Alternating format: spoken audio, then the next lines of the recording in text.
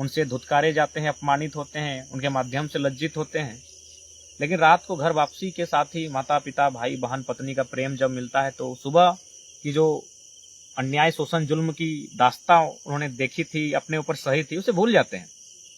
लेकिन महाराष्ट्र या प्रवासी जो हैं वो घर से बाहर है, वो उस पत्तों की भांति हैं जिनका संबंध पेड़ से नहीं, यानी नियति उन्हें जहां चाहेगी, जितना जोर से चाहेगी, बहाकर उड़ाकर ले जा सकती है। तो इसीलिए प्रवासी की पीड़ा, सर मैंने पहले कहा, एक प्रवास की पीड़ा और प्रसव की पीड़ा बहुत दर्दनाक होती है। प्रसव की पीड़ा यानी जब मेरा जन्म हुआ था तो मेरी माँ को एक पीड़ा का अनुभव हुआ था, उसे प्रसव की पीड़ा कहें। लेकिन प्रवास की पीड़ा जो अपने वतन, अपने राज्य, अपनी मिट्टी, अपने गांव, अपने खेत खलिहान को छोड़कर है, उसे हम प्रवास की पीड़ा कहेंगे। तो आज उसी पीड़ा का अनुभव आज 10 बाय 10 के कमरे में बैठे हमारे साथी। तो कहीं ना कहीं राज्य सरकार को भी चाहिए, सोचना चाहिए, गंभीरतापूर्वक सोचना चाहिए। बाकी अगर महाराष्ट्र की ही बात करें, गुजरात की ही बात करें या अन्य प्रदेशों की बात करें, वहाँ के लोग भी हमारे राज्यों में हैं, अच्छी बात है, होना चाहिए। लेकिन या तो वो एक बेहतर बिजनेसमैन के तौर पर हैं, या तो एक उच्च पदाधिकारी के तौर पर हमारे राज्य पर हैं। लेकिन हमारे राज्य की लाखों संख्या में मजदूर वर्कर के तौर पर अन्य राज्यों में हैं। ये कहीं ना कहीं हमारी पॉलिसी मेकर हैं, उनकी जो फेलियरिटी है उसी का कहीं ना कहीं परिणाम है। इसलिए राज्य सरकार को सोचना चाहिए। 40% खनिज संपदा से परिपूर्ण राज्य आज पलायन का दंश झेल रहा है, आज विस्थापन का दंश झेल रहा है। तो ये मेरा मानना है। तो ये महाराष्ट्र का दौरा, जिससे हाँ ये भी रहा, चर्चाओं में रहा महाराष्ट्र का दौरा, क्योंकि वहाँ के जो स्थानीय लोग भी थे, पॉलिटिकल लीडर, उन्होंने भी चर्चा किया कि ये लड़का महाराष्ट्र में आकर आया है, झारखंड से है, हम लोग महाराष्ट्र से होकर इस तरह की भीड़ बिना पैसों के नहीं बुला पाते हैं। उन्होंने खुद स्वीकार किया। लेकिन ये कहीं ना कहीं वही पीड़ा का, जो आज 23 वर्षों से झारखंड के जनमानस पीड़ित हैं, उसी का परिणाम रहा। एक मैनेजर भेटाए थे रास्ते में, उन्हीं के होटल में भोजन के लिए पहुंचे थे, तो उन्होंने बाकायदा चर्चा किया कि आप तो झारखंड से आए हैं, हमारी अर्धांगिनी पूरा दिन भर आपके बारे में चर्चा की, कौन सा एक बंदा आया था, एक बच्चा टाइप का लड़का जो महाराष्ट्र में। तो कहीं ना कहीं ये 23 वर्षों की जो पीड़ा झारखंड के लोगों ने सही, उसी का परिणाम था। महाराष्ट्र क्या, कहीं भी अगर इस प्रकार का कोई कार्यक्रम होगा जो झारखंडी के हक अधिकार की बात कही जाएगी तो लोग जुटेंगे। हालांकि सभा हुआ महाराष्ट्र में और धुआं झारखंड में उठा, तो स्वाभाविक है। महाराष्ट्र में अगर माननीय मुख्यमंत्री साहब भी पहुंच जाएंगे तो उन्हें भी 4 बार सोचना होगा कि जिस प्रकार लोगों का प्रेम और जन सैलाब मिला, तो जाहिर सी बात है यहाँ भी सुने। बहुत सारे राजनीतिक दल हैं जिनको धुआं होना पड़ा महाराष्ट्र के कार्यक्रम के बाद। तो खैर, उनकी नाकामयाबी के कारण ही महाराष्ट्र में इतनी आवाम हमें सुनने के लिए आई।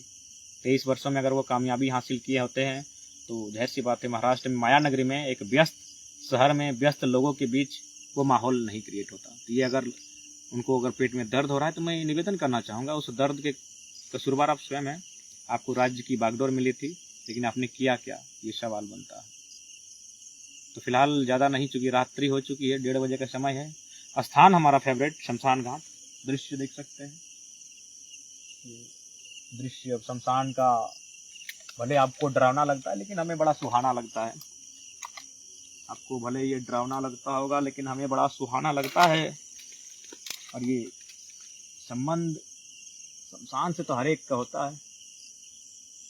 तो फिलहाल शमशान से राज्य के हुक्मरानों को भी वही संदेश देना चाहेंगे कि ज़्यादा पैसा मत कमाइए, ज़्यादा गरीबों की, मजदूरों की हाय लेने का काम मत कीजिए, नहीं तो बीमारी के रूप में या तो किसी न किसी रूप में बाहर आ जाएगी। इसलिए मैं उनसे भी निवेदन करूंगा, जो भी राज्य के बड़े IAS IPS हैं, DC रहे, VC रहे, जो भी रहे, कोई यहाँ बचने के लिए आएगा, सब मरेगा एक दिन। जितना लूटना है लूट लो। समय मिले तो अपनी मासूका के साथ किसी पार्क या पिकनिक या स्पोर्ट या विदेश जाने के बजाय कभी शमशान की सैर कर लीजिएगा DC साहब। हाँ, झारखंड का सब DC को बोल रहे हैं, तो तमाम मंत्री को बोल रहे हैं, तमाम विधायक को बोल रहे हैं, समय मिले तो सेकेंड वाइफ के जगह पर कभी शमशान का दौरा कर लीजिएगा, आना यहीं पर है। ये संदेश इसलिए क्योंकि झारखंड को लूट खंड बना दिए हो। आज JSSC की परीक्षाओं पुनः कटघरे में, तमाम परीक्षाएं कटघरे में, पटना से साजिश का पर्दाफाश हो रहा है हमारी परीक्षाओं का। तो छात्र कहाँ जाएंगे, छात्रों का भविष्य क्या होगा। चंद मुट्ठी भर लोग अपना पैसा कमाने के चक्कर में इस राज्य की दशा को गर्द बनाकर बैठे हैं। उन्हें हमारा संदेश होगा, समय मिले यहाँ आइएगा और सच्चाई को जानिएगा, क्योंकि मरना सबको एक दिन है। इसलिए खुद जी रहे हो तो कम से कम झारखंड की जनमानस को भी जीने का का हाल है, और राज्य सरकार मौन बनकर बैठी है। और ये तो स्पष्ट सभी जान रहे, जितना भी अभी नियुक्तियां हो रही हैं, चर्चा है छात्रों के जुबान से ही कि सीटें लगभग बिक रही है। और ये प्रेस कटिंग आप देखे होंगे, तमाम पेपर्स के माध्यम से भी आप पढ़े होंगे कि परीक्षाओं को रद्द किया गया।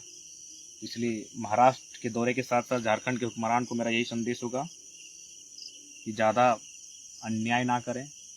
नियति प्रकृति एक दिन सबका हिसाब करती है।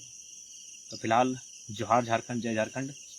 और साथ ही एक संदेश, कल हम लोग का एक कार्यक्रम है चौपारण, जो बरही विधानसभा के अंतर्गत आता है, जिला हजारीबाग, उसमें हमारी उपस्थिति रहेगी। और एक कार्यक्रम है जिला सम्मेलन रांची, हालांकि वहाँ हमारी उपस्थिति नहीं रहेगी, लेकिन दोनों कार्यक्रम में जितने भी आसपास के लोग होंगे अटेंड करेंगे। जोहार झारखंड, जय झारखंड।